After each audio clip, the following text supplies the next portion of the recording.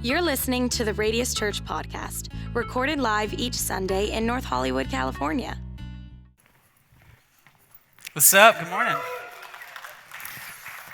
It's the privilege of every generation to panic about the next generation. And I know the youngest adults in the room, whatever generation you're in, XYZ or whatever we're calling it now, and millennials, and it's the privilege of every new generation to deconstruct the values and habits and perspectives of the last generation, and then you get older, and don't worry, you'll have your turn where you now can start to panic about the next generation. It'll happen. You'll age into it. Like when I was growing up, my parents and grandparents and whatever of their parents were still around, one of the things they panicked about was prayer in schools. Like that was a big problem, that they were going to restrict some of the ways people were praying in schools. And that panic led to some really catchy philosophies like this one. As long as there are tests, there will be prayer in schools. So take that, you commie scum. Can't have it both ways. You can't test us and tell us we can't pray. I think enough said. Let's bring the band back out. I think we're done. No. I do think there's an opportunity to re-examine values that came before us and wisdom that came before us, because we don't want to throw out the baby with the bathwater. But I also love being somebody who lives in the now. The more present we can be, the clearer we can see current opportunities and challenges that we can overcome together as a people. I love living in the now, especially in the West. I want to be grateful, humbly grateful for the fact that we live here and we live now. We have so much more work to do, but at least in Western thought, we have never been more opposed to abuse of women and children than we are now. Again, more work to do. We have more work to do, but culturally, we have never been more opposed to racism.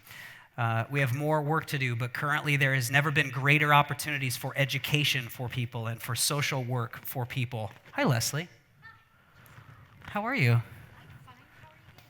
Good. Oh. Leslie, everybody.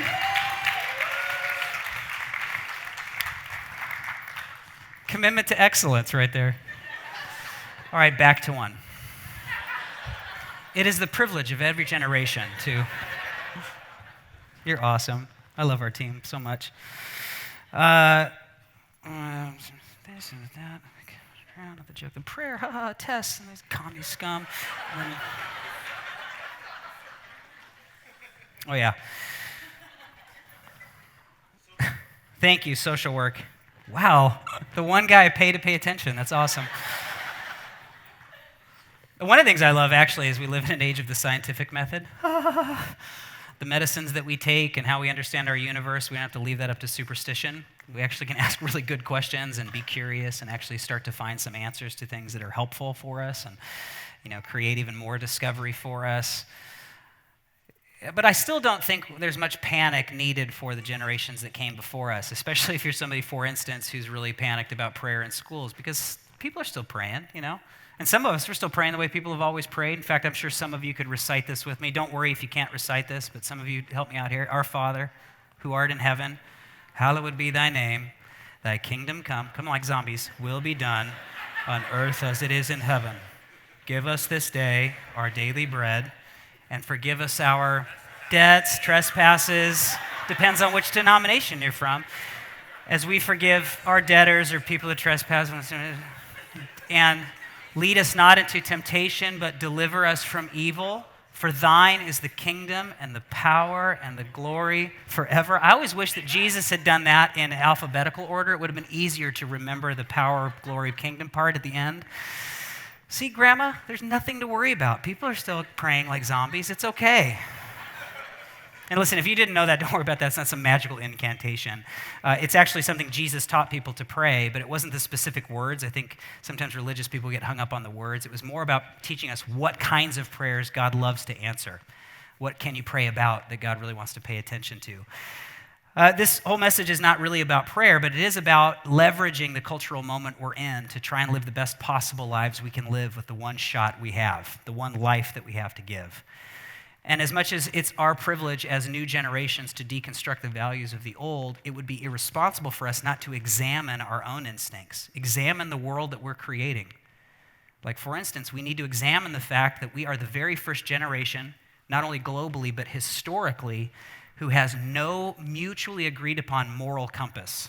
And that's a great freedom that we get to enjoy. You get to make up what is right for your life. But are we so sure that's leading us into the kind of world that we really want to create? If you look at history, it's true. Every great civilization before us and every cultural moment before us had some sort of a universal moral code of some sort that people were accountable to or were trying to live towards. And whether they adhered to it or not, that's a totally different message. But we live in a time now where, guess what? You get to make this up.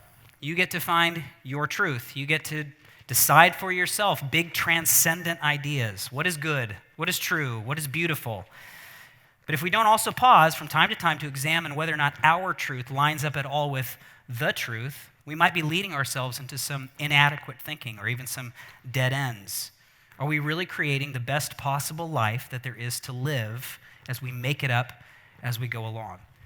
The closest we have in historical data to help us understand where we're going, the closest corollary is the Roman Empire, who in many ways matched what we get to experience today.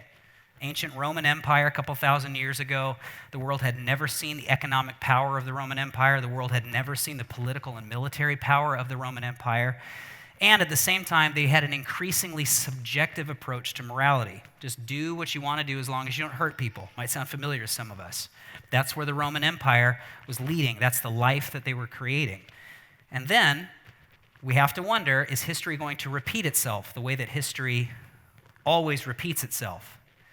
What makes the United States and the Western world impervious to the same fate as the Roman Empire? Are we really just leading ourselves into another big dumpster fire? Now, that's actually good news if we are. Happy Sunday. The world's falling apart. Although you didn't have to hear me say that. You just go on your Twitter feed and know the world's falling apart. But that is good news. Because in the wake of all of that destruction that happened at the end of the Roman Empire, there was this really subversive, upside-down, countercultural way of life that emerged. And whether you know it or not, you and I are benefiting from what happened in the rubble of the Roman Empire, the way to live that emerged in the wake of the death of the Roman Empire.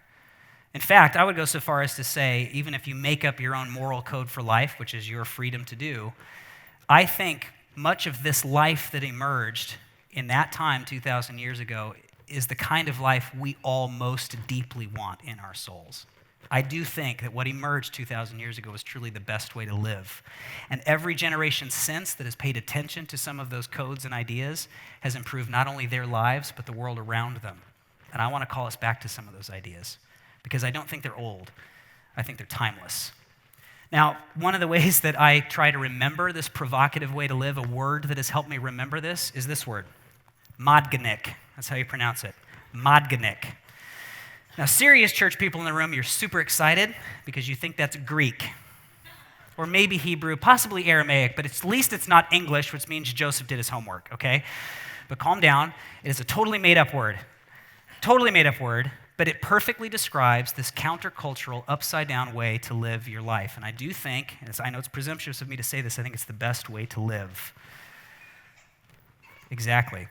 I think it's the best way to live. So we're going to talk about it for the next few weeks. But today I just want to give you a sneak peek. We're going to kind of skip a stone across the whole series. And I think by the end of this, whatever you believe about faith and Jesus and preachers and all that, I do think by the end you'll realize and maybe even agree with me that this truly is the kind of life that we want to see more of in the world in which we live. For instance, the best way to live starts with a mindset that says more is less. This is the beginning of our acronym. Now, we just assume that more is more. Whatever dissatisfaction you have in your life, just add a little to it, and you finally will reach satisfaction. Although, how many times do we have to experience it for ourselves or see examples in other people's lives to realize that we are living towards reducing satisfaction, that the more we get, actually, the less it pays off, the less it enriches our lives. And then Jesus' idea to all of us sounds kind of appealing. You might have even heard this before. Jesus said this. There we go. And what do you benefit if you gain the whole world, if you get more and more and more, you get all of it, but you lose your own soul? Is anything worth more than your soul? This was Jesus' idea. In fact, he goes on to say that the more that you're looking for is actually found in needing less. Doesn't mean you have to have less, but in really at a core level, needing less pride, less greed, less defensiveness. That more that you really want to find is actually found in needing less. Going on from this, the best way to live adopts a mindset that puts others first. That's the O of our acronym, boys and girls. I think you're tracking. This is really good.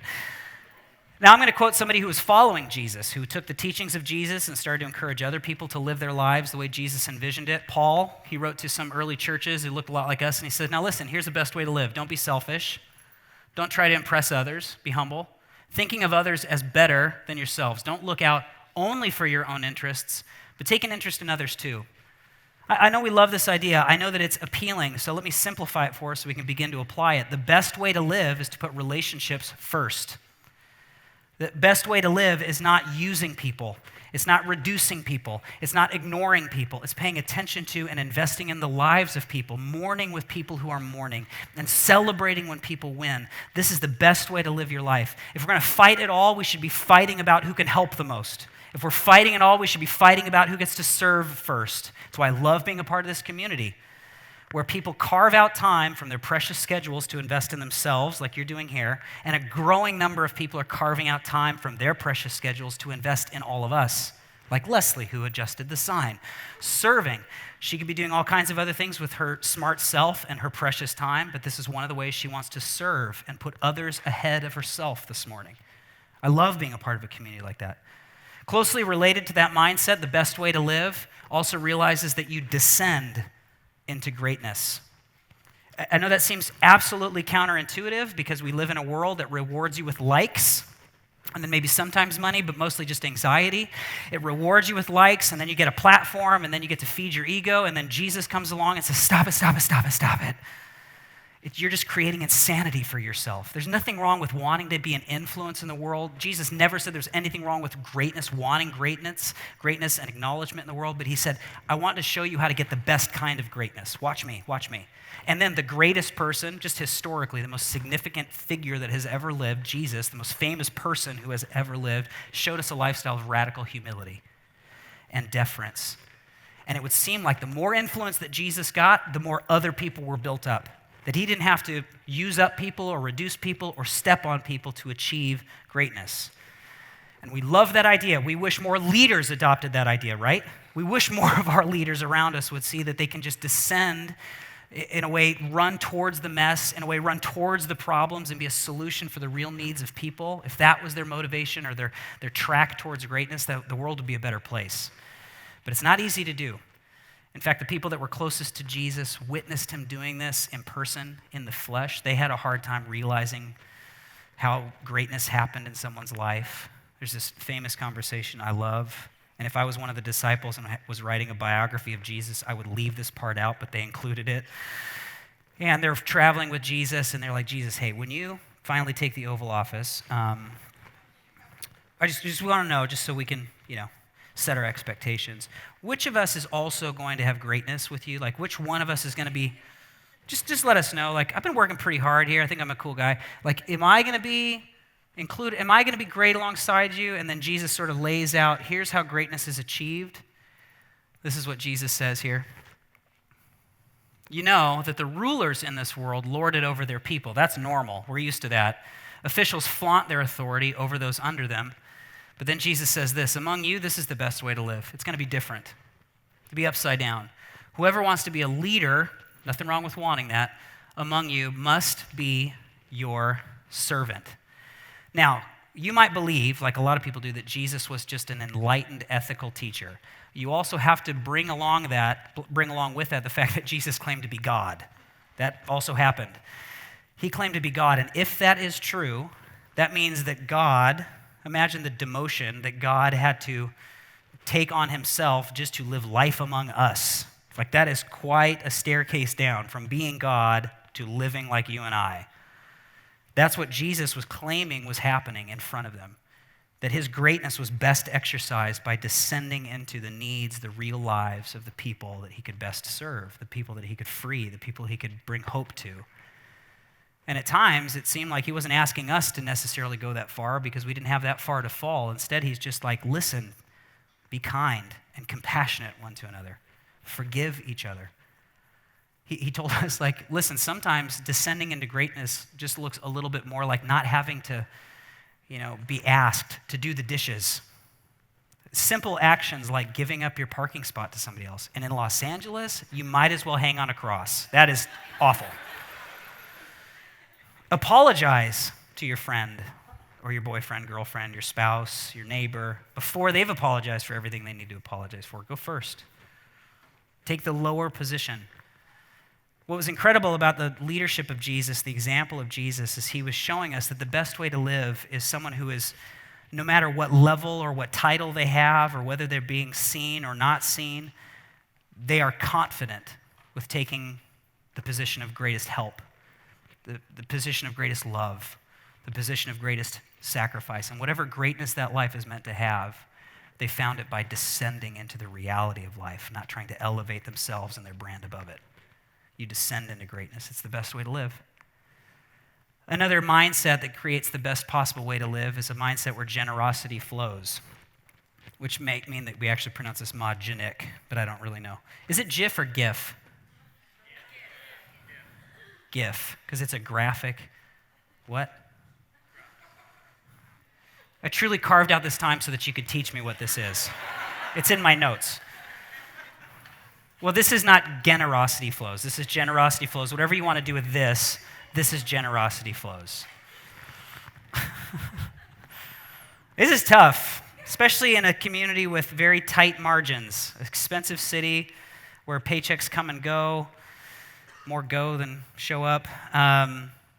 We want to protect. We want to build whatever castle we can and then dig a moat around it and hoard our stuff, protect our little empires, whatever that means. And Jesus is saying that is a life that only feeds your fear and feeds your anger. Instead, let the drawbridge down and share everything that you are and everything that you have with the world around you. The best possible life is one through which a river flows of generosity. And the leader Jesus is saying you will never, ever, ever be happy enough if all you're doing is protecting what you have. True happiness and true joy is found in a lifestyle that where God can give through you into the world around you. Generosity flows through these lives. And then come along all these psychologists and sociologists and anthropologists who are now telling us that there is great reason to believe that generous lives actually live longer. And generous lives report having fewer regrets and enjoying what they do have, whatever level of what they have, whatever level of having they have, more than people who just protect and secure and hoard and amass. And I feel like Jesus is like, I've been telling you that all along. The best way to live is for generosity to flow through your lives. And we love seeing that particular light bulb turned on in this community. I cannot tell you how proud I am and humbled I am to be a part of a community like this. And we're going to report on this and celebrate this here in just a couple of weeks. But I don't know if you know how generous you are as a people. You have blown away all expectations and statistics. For a faith community living in a very, very expensive urban environment, you give 50 to 70% more per person towards the needs of this city than churches across the rest of the nation. I don't know if you know, that's incredible, especially in year 5. The fact that we've already given away tens of thousands of dollars into the needs of this community, we're going to report on what that looks like here in the next couple of minutes, floors me. It doesn't come out of nowhere. It's because we've chosen a discipline. We've chosen a lifestyle of generosity. But I know why we keep doing it. It's not all selfless. You know what it's like to be a part of these kinds of stories. You know what it's like to show up and be a part of ending human trafficking in our city, like we introduced last week. You know what it's like to get to be a part of ending homelessness for a growing number of people in our community through Shepherd's House and Hope of the Valley. Once you experience that, it gives you a kind of charge that's sort of addicting. Like, I want to be a part of more of that. I don't want to get to the end of my days having gotten and protected all of the toys. It's however many people have said this before, the citations always differ, but famously it's, I want my last check to bounce. That kind of a lifestyle is one that Jesus envisions for all of us. It is so deeply satisfying to live a life of generosity. Here's another mindset that actually reinforces that approach, a mindset of not to us. Not to us. What this means is living a life where you can make a difference and not need all the credit. Can you imagine what that would feel like?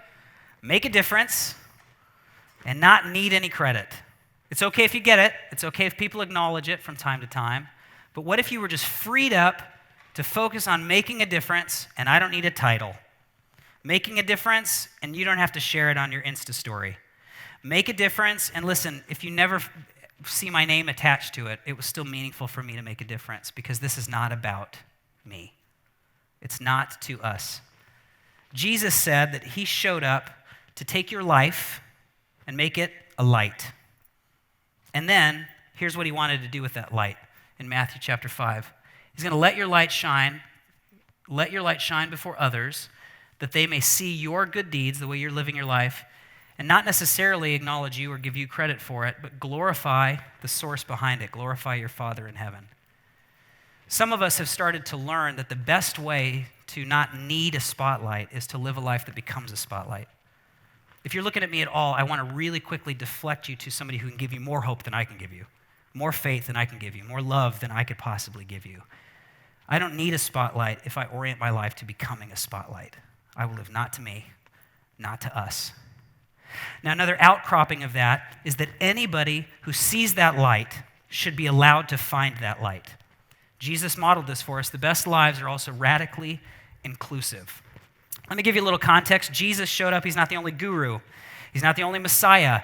He wasn't the only philosopher or sophist. There was all kinds of people peddling their ideas. But what was common was that they would share some ideas and then they create a little paywall.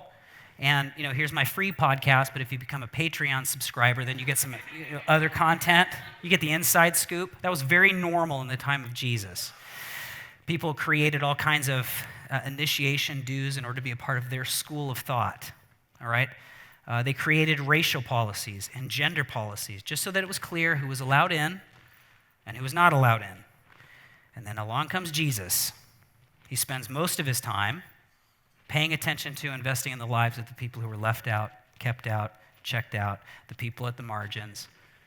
And you might think, well, that's fair. And Jesus is like, I do not want your life to be fair. And if you really think about it, you do not want your life to be fair. When we say fair, when we say inclusive, what we typically envision is a life that's just radically agreeable. Like whatever you're doing, wherever you come from, whatever, I agree with you. It's okay, you can be included. What's more thrilling than that is a life that's based on grace. Forget fair. Fair means everybody, regardless of background, sexual orientation, gender, economic status, whatever, you get to be here. That's fair. That's equitable. A life based on grace is a life that says, listen, even the people among you who do not deserve to be in, you get to be in before you've earned it, before you deserved it. And then the more you pay attention to Jesus, you realize none of us deserve to be here, and I would much rather live my life according to grace than just what's fair. Fair is such an inadequate vision for life. Tolerance is such an inadequate vision for life when we could actually discover more.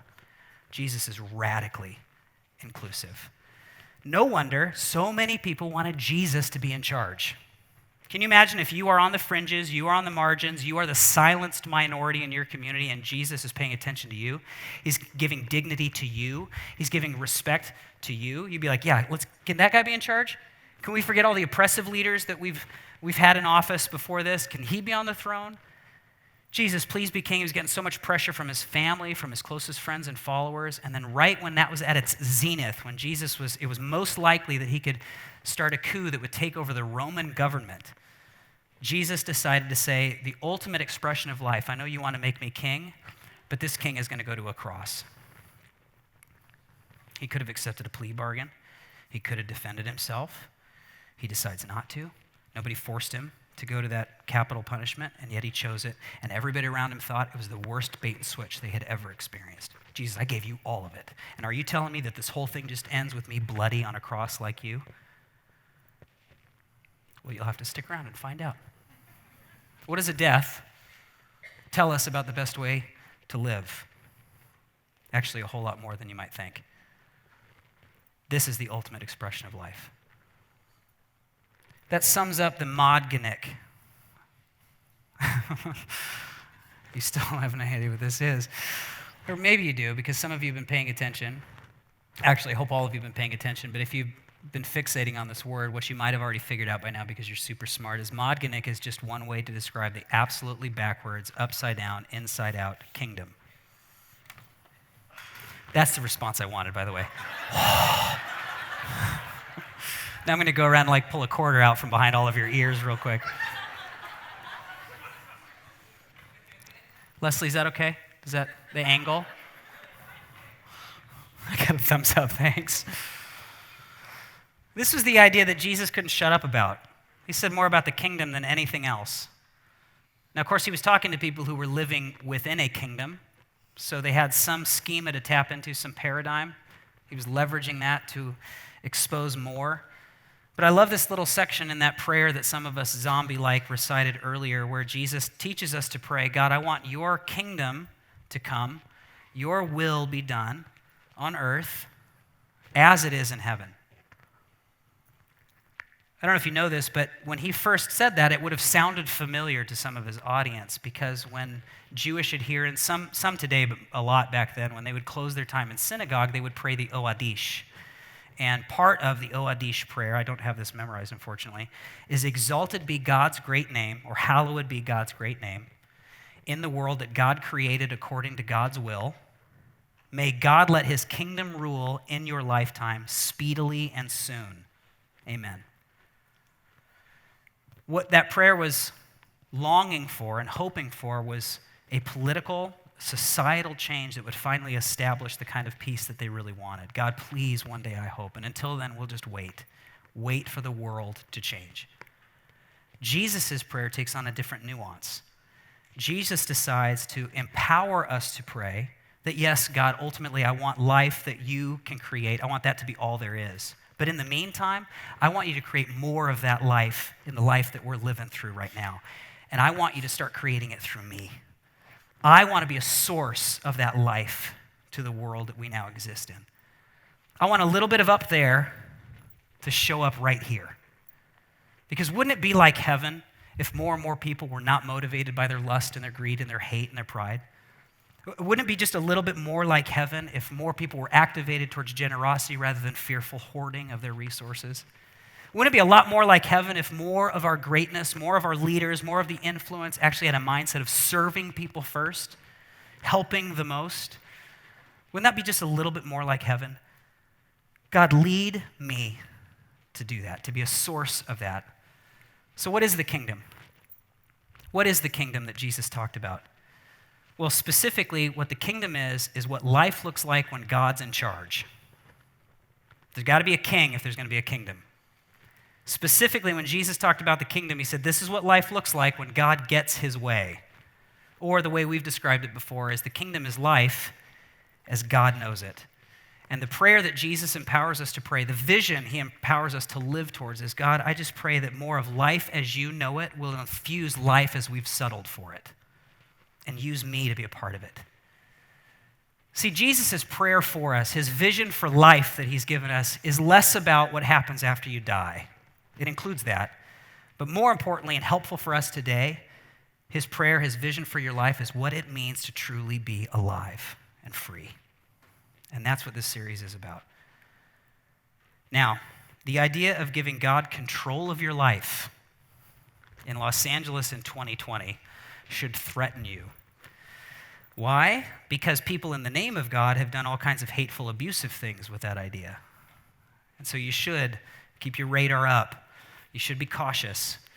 In fact, the only reason I would say that you should consider letting God lead your life so that you don't have to make it up as you go along is because I believe that life as God knows it is actually life like we most deeply want it. We want more MODGNIK in our world. Who wouldn't? Now, I'll be clear, if you're a Jesus follower here, I'm going to say another thing you're not allowed to say in 2020.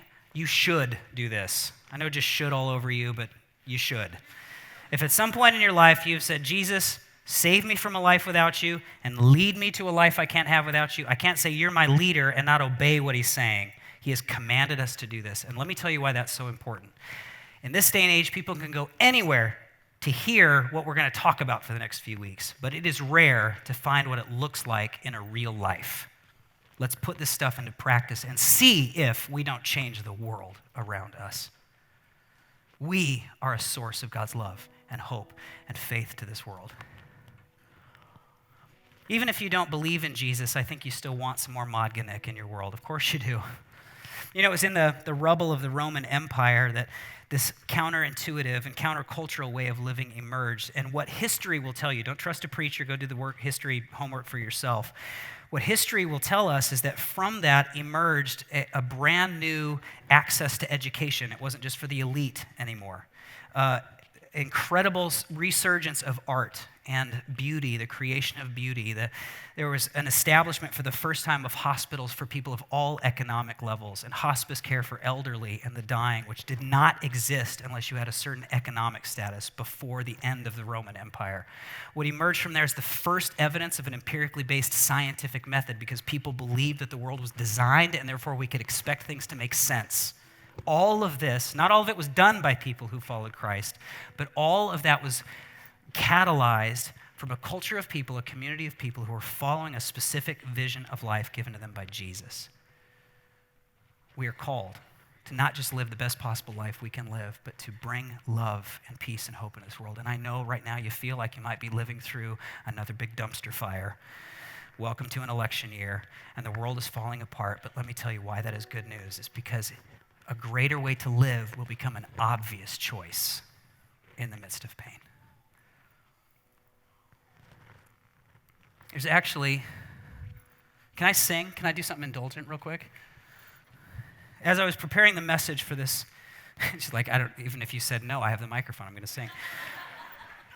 As I say that, there's this song that I've known forever, and some of you might have heard it before, that I just had ringing in my head, and I want to sing it, a little bit of it, maybe because this will encourage some of you. It's written by the folk pop artist David Wilcox. And as I was thinking about being a source of great life and hope and love to this world in the midst of a time that feels so terrifyingly challenging and scary for some of us, it just, again, reminds me of the fact that I am not qualified to be in charge of my life because there is a God who is writing history and can use the darkest of moments to tell us how much we are loved and how powerful that love is. And we get to be lives that tell the world how powerful love is. And this song goes like this. You say you see no hope, and you say you see no reason we should dream that the world would ever change. You're saying love is foolish to believe, because there'll always be some crazy with an army or a knife to wake you from your daydream and put the fear back in your life. Look, if someone wrote a play just to glorify what's stronger than hate, would they not arrange the stage to look as if the hero came too late and we're almost in defeat? And it's looking like the evil side will win, and on the edge of every seat, from the moment that the whole thing begins, it is love who mixed the mortar, and it's love who stacked these stones, and it's love who made the stage here, though it looks like we're alone.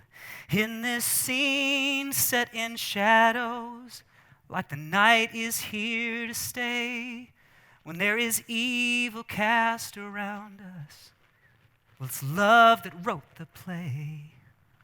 And in this darkness, love can show the way.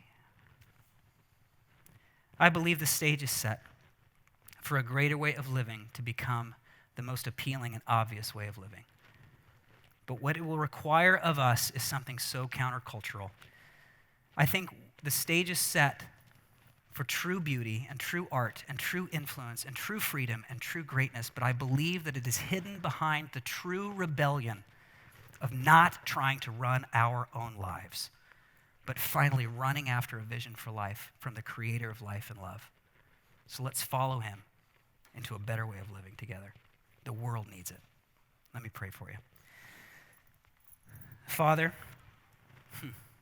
who transcends my ordinary, May life as you know it, your inside, upside down, inside out, backwards, countercultural, radically inclusive, selfless kingdom come down into our ordinary.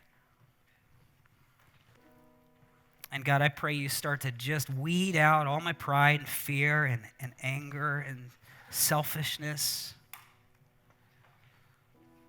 so that I can become a source of freedom and courage and love and faith to the world around me. Lord, use us to bring life as you know it into life as we've settled for it.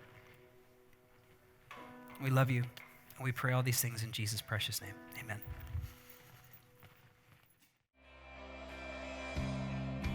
Thank you for listening. For more information, follow us on social media at Radius Church LA and visit us on the web at radius.la.